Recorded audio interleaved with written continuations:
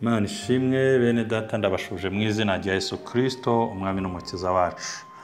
Dukomeje dufatanya amagambo y'Imana dusanga mu gitabo cyo gutegeka kwa kabiri ibice 6, ibice 7 n'ibice 8 no mu butumwa bwiza bwa Mariko ibice 15.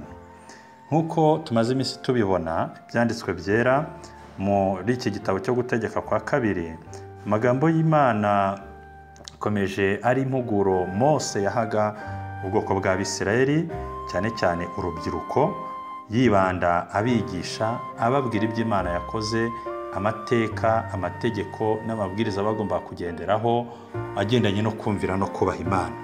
Igice cya 4 umurongo wa 1 avuga ngo Uwiteka Imana yawe nimara kukujyana mu gihugu ugiye guhindura, ikirukana amahanga menshi imbere yawe, Abaheti, Abagirugashi, Abamoni, Abanyakanani, Abaferezi, Abahivi, Abayebusi, amahanga 7 akuruta ubwinshi, akurusha amaboko.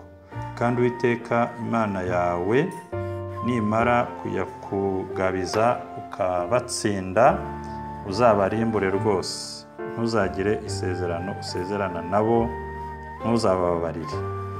Aya ni amabwiriza cyangwa se umurongo yabahaga uburyo bagomba kwitwara n'uburyo bagomba kwifata bageze mu gihugu cy'isezerano. Akomeza mu bice 8 nabwo abihanangiriza ababwira ko bagomba kujya bibuka Uwiteka. Umurongo wa 2 w'igice cya 8 aravuga ngo kandi ujye wibuka urugendo rwose rwo mu butayu Uwiteka Imana yawe yakuyoboyemo iyi myaka uko ari 40 kugira ngo igucishe bugufi, ikugerageze, imenye ibyo mu mutima wawe yuko wakwitondera amategeko yayo cyangwa utayitondera. Hari amagambo nakunze cyane kuri uyu murongo wa 3 aho yavuze ngo nuko yagucishije bugufi ikurinda ko wicwa n'inzara, ikugaburira manu wari utazi na basekuruza banyu batigeze kumenya, kugira ngo ikumenyeshe yuko umuntu adatungwa n'umutsima gusa ahubwo yuko amagambo yose ava mu kanwa k'Uwiteka ariyo amutunga.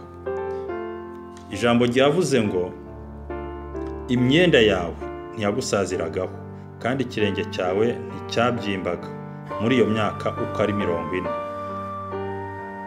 Emeza umutima wawe yuko Uwiteka Imana yawe uhanisha ibihano nk'uko umuntu ahana umwana we. Wenda tugaruke kuri umurongo wa 4 ni ya magambo twongera kwibuka. Imyenda bambaraga imyaka 40, ibirenge bagendeshaga ibirenge imyaka 40 byigiraga bibyimba. Iki ni igitangaza gikomeye Imana ibikora cyangwa se ikorera abantu bayo. Mwibuke iyo ugenza urugendo rw'amasaha 2, 3 n'amaguru ubyimba ibirenge, amaguru akakujya, ntabwo ushobora gufata inkweto uko yaba imeze kose ngo uyigendeshe iminsi ngahe ye gusaza. Imyenda wambara umwenda umunsi umwe, nimugoroba ugahindura cyangwa ejo mu gitondo ugahindura, ariko bo bayambaye iminsi 40, imyaka 40, ntiyabacikiraho, ntiyazamo inda, ntiyazamo imbaragasa, ntiyazamo. Hano ntabwo bigeze batwereka niba baranamesaga, yewe niba baramesaga bari mu butayu hatagira amazi, ariko Imana ibaba bugufi. Ni icyerekana ko nitwumvira Uwiteka Imana yacu tukazirikana iby'Imana yatubwiye, Imana izajya ibana natwe.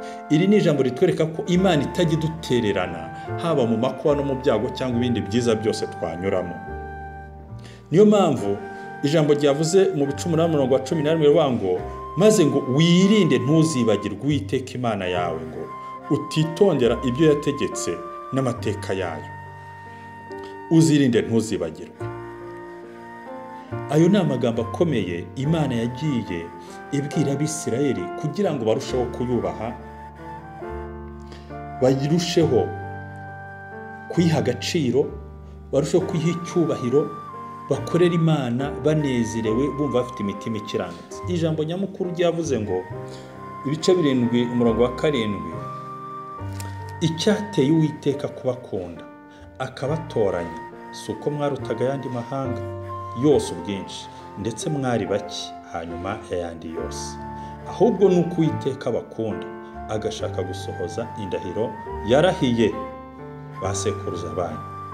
Icyo cyatumye Uwiteka bakuzayo amaboko menshi akabacungura mu nzu y'uburetwa mu butware bwa Farawo umwami wa Egiputa. Imana ishimwe cyane. Nshuti bakundwa bene data, reka mbabwire ngo nta kindi cyatumye Imana itugirira neza, nta kindi cyatumye Imana itwereka urukundo rwayo ikemera gutanga umwana wayo Yesu Kristo ngo azadupfire ku musaraba azaducungure. Si uko twari beza, si uko twari abanyembaraga, ahubwo ni ubuntu bw'Imana. Rero Imana ibahereze umugisha kandi bakomeze, mureke tugire ishyaka ryo kumvira Uwiteka no kumukundisha imitima yacu yose mu izina rya Yesu. Amen.